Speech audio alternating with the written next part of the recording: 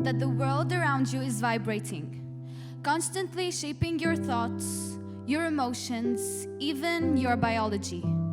That every note, every rhythm, every melody is not just something you hear, but something that rewires you. Music is invisible, but it moves you. Untouchable, yet it changes you. It's everywhere, yet we barely notice its power over us. Because music isn't just entertainment. It's physics, it's psychology, it's control. And the real question isn't whether music influences you. It's who's controlling the music. Music is not just sound, it's vibrations. Invisible waves ripple through the air, collide with our eardrums, and awaken something ancient inside us.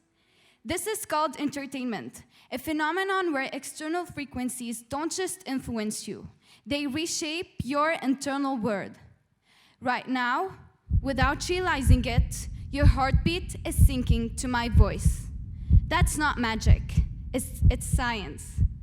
A slow, steady melody can lower your blood pressure, pulling you into deep relaxation.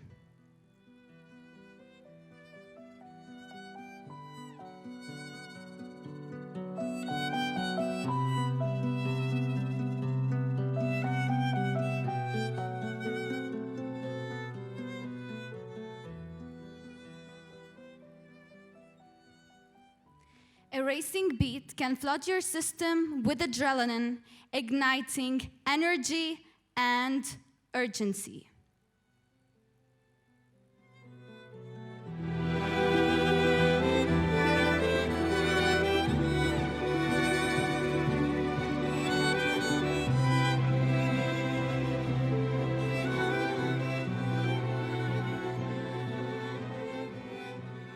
This is why music can make us feel electrified, euphoric, heartbroken, or lost in nostalgia, sometimes within seconds. But entertainment isn't just a trick. It's a force that reprograms your nervous system. Studies have shown that the rhythm you absorb can make you either resilient or vulnerable. Your brain doesn't simply react, it mirrors the music. When you sync with a song, you don't just listen. You become the music. Consider how this power shapes us. Ever noticed how gyms blast fast beats to push us harder? Or how stores play slow, elegant melodies to make you linger? It pulls the strings of your mood, your thoughts, your actions. Now let's take it even further. Before we spoke, before we wrote, we sang. Melody was our first language. Rhythm, our first heartbeat. Every repeated song imprints a secret script. Lyrics like "I will survive" become a blueprint for resilience. Others, however, whisper messages of chaos and indulgence, planting shadows into our subconscious. Ancient chants weren't casual. They shaped reality. They united voices, hearts, entire cultures. Picture millions singing in unison, a force so powerful it bent history. But music is a double-edged sword. When it molds our fears and desires without us noticing, it doesn't just mirror the world, it builds it.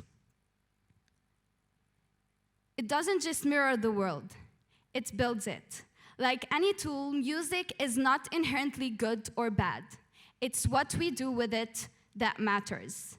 It's in our hands to decide whether we let music liberate or control us. But today, music is no longer just art. It's an industry engineered for influence. The billion-dollar machine behind it doesn't follow culture. It creates it. Songs aren't written, they're meticulously crafted. Algorithms shape trends, amplifying some themes while silencing others. Ever noticed how the charts are filled with songs glorifying excess, heartbreak, or hypersexualized themes? That's not coincidence. It's conditioning, but because the industry doesn't just sell music, it sells emotion. And not just any emotions, but the kind that keep you restless, longing, addicted. Science proves it. Low-frequency music dulls cognitive function, while high-frequency composition sharpen focus and elevate mood.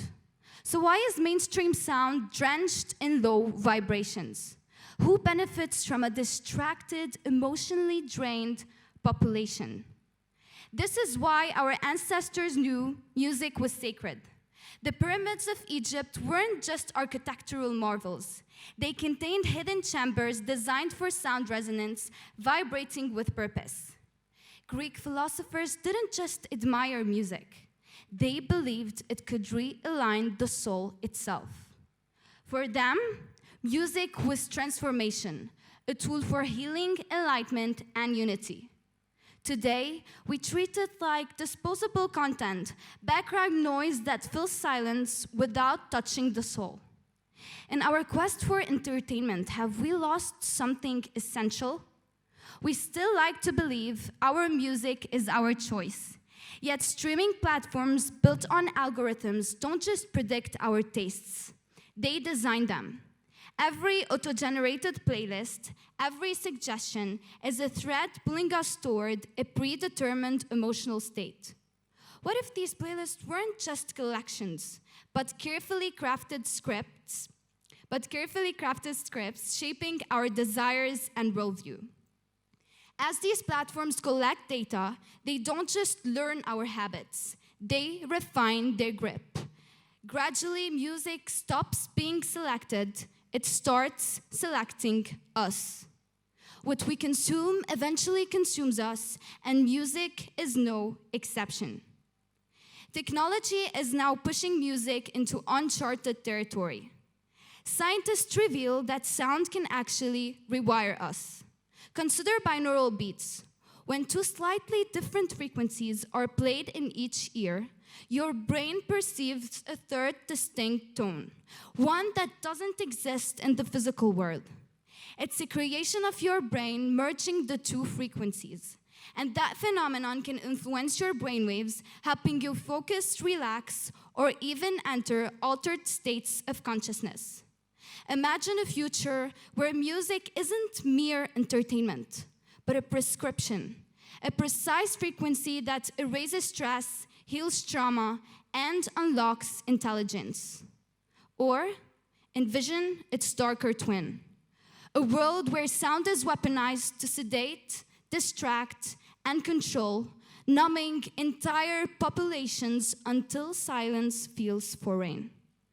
Music is like the air we breathe, ever present yet often unnoticed. Like air, it has the power to either nourish or suffocate us. And ultimately, it's up to us to decide how we let music affect us. When was the last time you truly allowed music to change you? Here's your challenge. Wake up. For 1 week, don't just listen. Feel. Let the rhythm pulse through your veins.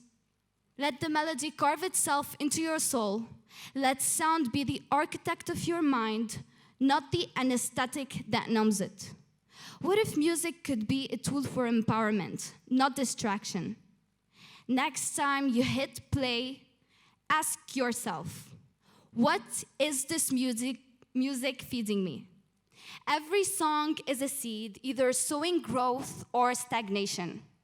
Choose wisely, for every note, every rhythm is shaping who you are. Don't let somebody else decide who you will become. So, who's composing your life? Because some songs don't just fill the silence, they ask the questions we've been too afraid to answer.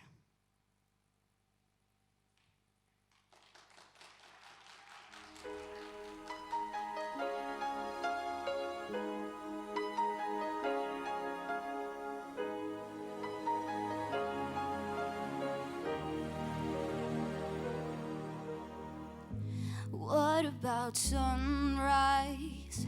What about rain? What about all the beasts that you said we were to gain? What about killing fields? Is there a time? What about all the things that you said were yours and mine? Did you ever stop to notice all the blood we've shed before? Did you ever stop to notice this crying nurse, these weeping shore?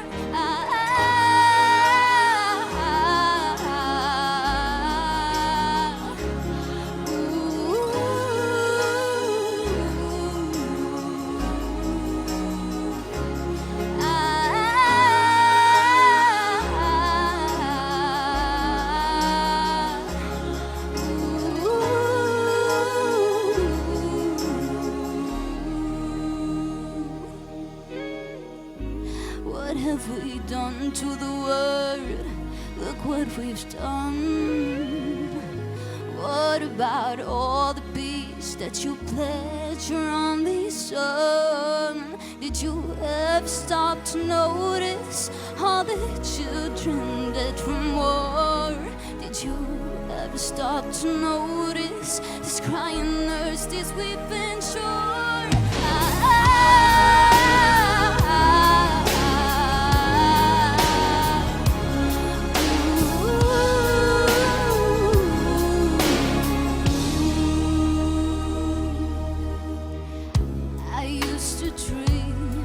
I used to glance beyond